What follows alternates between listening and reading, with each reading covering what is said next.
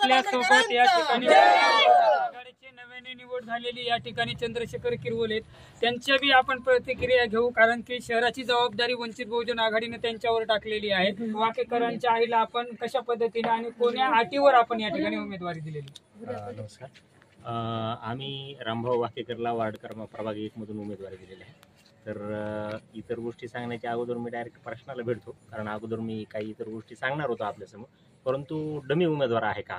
आम्ही ज्यावेळेस corner meetings आणि प्रचारसभा घेऊ त्यावेळेस कदाचित लोकांच्या लक्षात येईल की हा खरा डमी उमेदवार नसून हा खरा जनतेचा उमेदवार आहे, जो जनतेच्या बाजूनं प्रतिनिधित्व करण्यासाठी या निवडणुकीच्या रिंगणामध्ये उतरलेला आहे. आमचं असं म्हणणं आहे की लोकशाहीमध्ये जनता ही राजा आहे, परंतु त्या जनतेला आजपर्यंत राजाप्रमाणे कधीही ट्रीटमेंट मिळालेलं नाही. तर तिला राजाप्रमाणे ट्रीटमेंट मिळाली पाहिजे. जनतेचे प्रश्न या लोकशाही व्यवस्थेमधून सुटले पाहिजे. तिला तिचे हक्क, तिला तिच्या सुविधा मिळाल्या पाहिजे. यासाठी आमचा हा उमेदवार देण्याचा प्रयत्न आहे. आम्ही उलट तुम्ही जसं म्हणताय की डमी उमेदवार, तर तसं आम्ही डमी उमेदवार 20ला पूर्ण 10ला 10 प्रभागामधून 20 उमेदवार आम्ही उभे करू शकलो असतो. परंतु परिवर्तनाला विरोध होऊ नये, परिवर्तनाला अडथळा येऊ नये म्हणून आम्ही अशा प्रकारची कुठलीही कृती केलेली नाही की ज्या कृतीमुळं इथं जे काही व्यवस्था, जी काही शिथिल झालेली व्यवस्था आहे, तिचं जे काही परिवर्तन येऊ घातलेलं आहे, परिवर्तनाची जी काही लाट येऊ घातलेली आहे, त्याला विरोध होऊ नये म्हणून हा आमचा एक सुज्ञ प्रयत्न आहे. ह्याच्या पलीकडं आम्ही अजून काही उमेदवार आमच्या संपर्कात होते. उलट आम्ही त्या उमेदवारांना नाकार देऊन केवळ एक उमेदवार, स्थानिक उमेदवार प्रभाग 1 मधून दिलेला आहे, कारण या ठिकाणी आमची ताकद आहे आणि या ठिकाणी ताकद असल्यामुळं आम्ही उभे आहोत.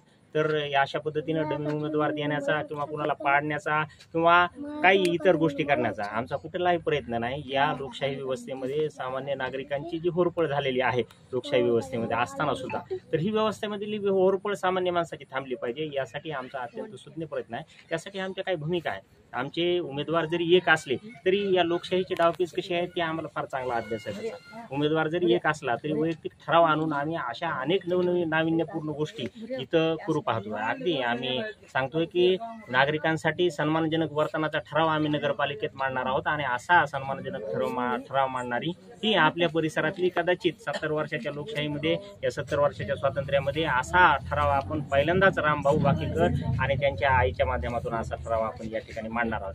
तर ही जनतेला, जनतेच्या सोयी सुविधा पुरविण्यासाठी, जनतेला त्यांचे न्याय हक्क मिळवून देण्यासाठी आमचा लढा आहे. अगदी आता तुम्ही आमच्यासोबतच होतात, इथं एक बाई तुम्हाला भेटल्या ज्यांना घर नाही. तर घर नाही अशा परिस्थितीमध्ये रमाई आवास योजनेमध्ये प्रोव्हिजन आहे की ज्यांना घर नाही त्यांना नगरपालिकेनं जागा उपलब्ध करून द्यायची, गावठाणची जागा असेल किंवा शासकीय जागा असेल, आणि त्या ठिकाणी त्यांना घरकुल बांधून द्यायचे. तर आतापर्यंत या गोष्टी, या सुविधा, सोयी सुविधा, हे कायदे लोकांपर्यंत पोहोचलेले नाही. ते लोकांपर्यंत पोहोचावे, त्यांना त्या गोष्टी मिळाव्या, त्यांना त्यांचे हक्क मिळावे, याच्यासाठी आमचा प्रयत्न आहे. आणि याहीपेक्षा अधिक मी तुम्हाला सांगू इच्छितो की नगरपालिकेमधल्या सफाई कर्मचाऱ्यांचा प्रश्न असेल, सुशिक्षित बेरोजगारांचा प्रश्न असेल, आमच्या रानामधले जाणाऱ्या आई बहिणींचा प्रश्न असेल, हे प्रश्न आम्ही ह्या निवडणुकीच्या माध्यमातून लावून धरणार आहे.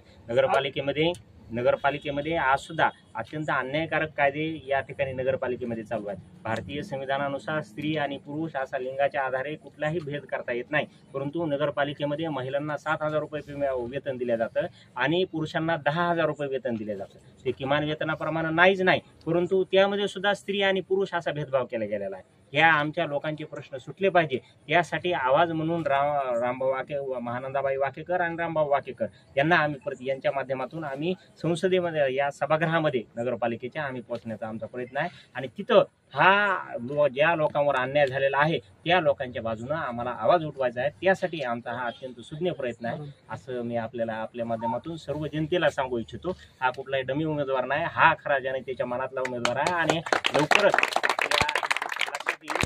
हाच खरा सुज्ञ आणि जनतेच्या मनातला उमेदवार असणार आहे. एकीकडे रासप आहे, एकाकडे शहर विकास पॅनल आहे, त्यानंतर राष्ट्रवादी अजित गट आहे, त्यामध्ये वंचित आहे.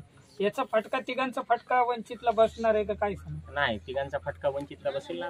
ठीक आहे, ती जी काही परिस्थिती असेल त्या परिस्थितीमध्ये लढणं हे आपलं काम आहे. आणि निवडणुकाचं माध्यम म्हणजे विजयी होणं, यापेक्षा हे जे सामान्य माणसाचे प्रश्न आजपर्यंत मार्जिन रेषेच्या पलीकडे ढकलल्या गेले, त्या प्रश्नावर कुठल्याही निवडणुकांमध्ये आजपर्यंत चर्चा झालेली नाही.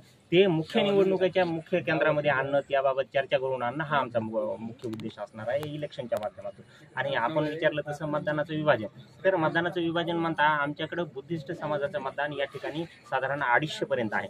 आणि बुद्धिस्ट समाजांना असं पूर्णपणानं समाजांना अशी भावना आहे की आम्ही 1-2 मतदान कुणालाही देऊ, परंतु एक मतदान मात्र वंचित बहुजन आघाडीच्या माध्यमातून ज्या बाबासाहेबांनी आपल्यावर उपकार केले त्यांच्या नातवाच्या पक्षाला प्रत्येक समाज बांधव देणार आहे, अशी समाज बांधवाची भूमिका आहे. त्यामुळं आज मी ती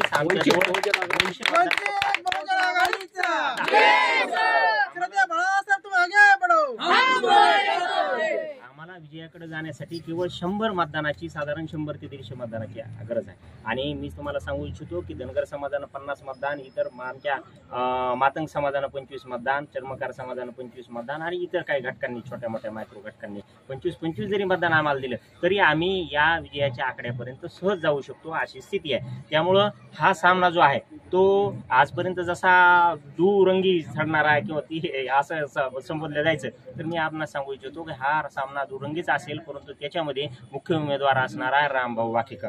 हा वंचितचा उमेदवार असणार आहे. आणि इथं आम्हाला वंचितच्या मताचा, डिवायडेशनचा वगैरे कुठलाही आमच्या बाबतीत तरी फरक पडणार नाही असं मला वाटतं.